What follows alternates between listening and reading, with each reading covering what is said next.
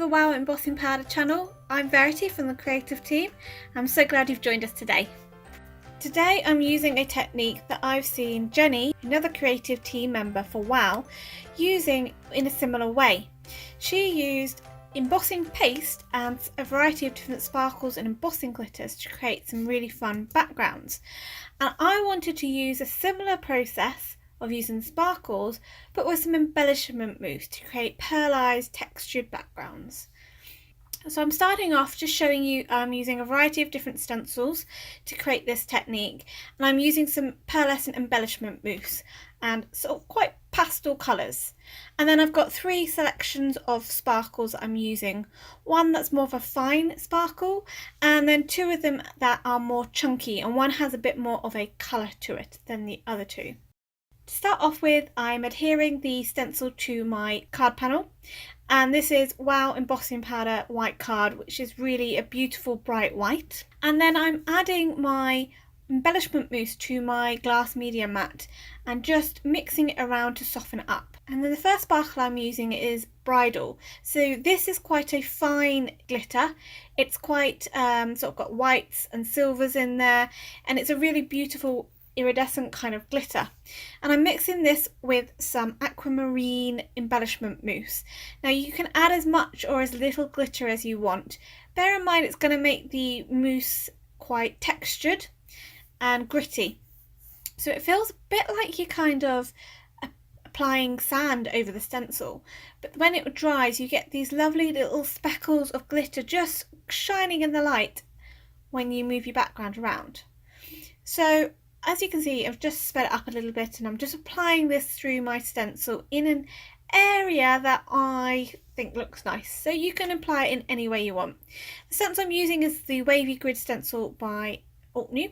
And once I've applied all the mousse, I'm just cleaning my tools with a baby wipe because this will dry quite hard on your spatulas.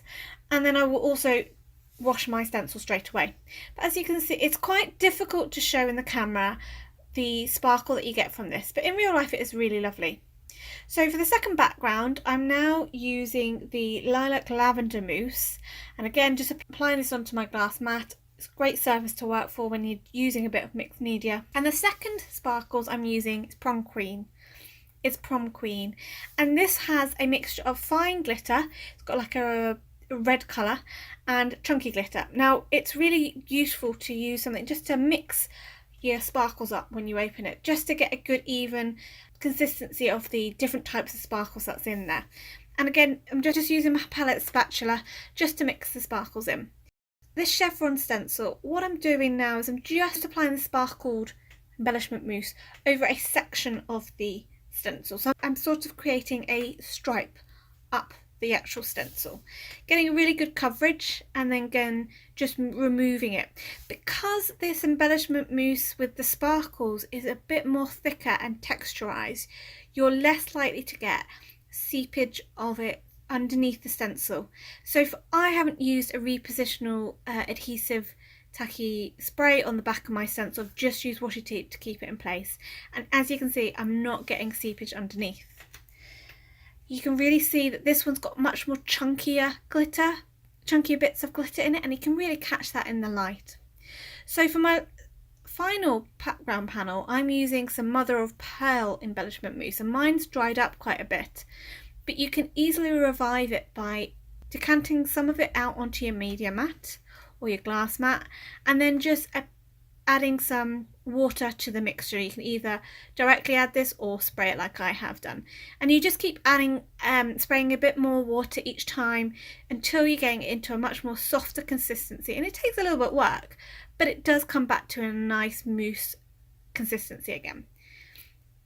For the last sparkles, I'm using the Celebration mix, and this has got quite chunky glitter, silver glitter, and then some gold glitter in there as well. Some finer gold glitter, and this again, those chunky bits really do shine through. For the stencil on this card, I'm using the Spring Garden stencil by New, and I've covered the whole background with the sparkled embellishment mousse this time. So whereas the other ones I either added it to an area I liked, or I kind of added it to a mask sort of area, I have covered the whole of this background. And in the end I was thinking with this colour of mousse and the colour of sparkles that this would make quite a nice congratulations card. And this one I think is my favourite. It has the best sparkle and I think it's just a gorgeous colour to use as well. So just showing you the side by side, the three backgrounds. So I've got that finer one on the left and the other two are more of a chunkier glitter. So just to show you how the rest of the card came together, for the first card I'm using the Leaf Canopy stamp set by New with some vellum, and I'm using one of my favourite metallics from WOW, the metallic platinum. And I'm just using this to heat emboss some of the outline leaves and also some of the more filled in leaf stamp sets as well. Now with vellum you can get a bit of static on there, and so WOW do a lot to remove the static from their embossing powders. That's why it's really important to keep your powders within their pots. With vellum it gets a lot of static and my fingers were going all over this vellum, so I used an anti-static pouch just to reduce the moisture from my fingers transferring over to the vellum. To heat set this, of course, I use my lovely WOW embossing powder gun, and it has two heat settings. Now I just used the lower heat setting, setting 1, the slower one, because I was using vellum. The embossing powder heats up quite quickly on there, and I just wanted to use my lower heat setting because I didn't want to scorch my actual vellum paper. So it's fantastic that you've got these two heat settings on your gun, which is great.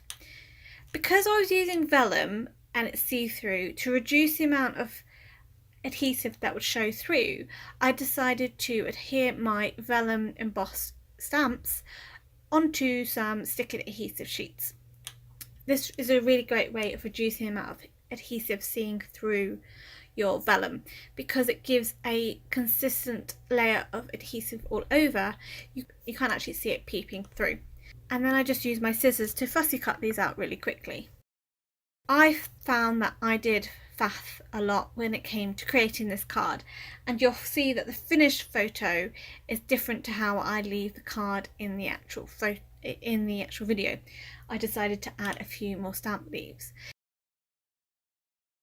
So I added a piece of fun foam to the back of my card panel just to give it a little bit of raised dimension off the actual card, and I couldn't quite figure out which way I wanted my panel to be orientated with regards to the direction of my stenciled background, and in the end I decided for it to come sort of coming down into the bottom right corner.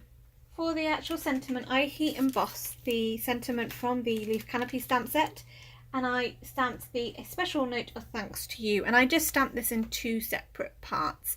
Didn't do any stamp surgery, I just ensured that I only added ink to the area of the stamp I wanted to stamp first, and then I just did the second as well because I wanted it in two lines. Again, I used my metallic platinum embossing powder, so it just tied in with the leaves, and then I trimmed these down into little sentiment strips.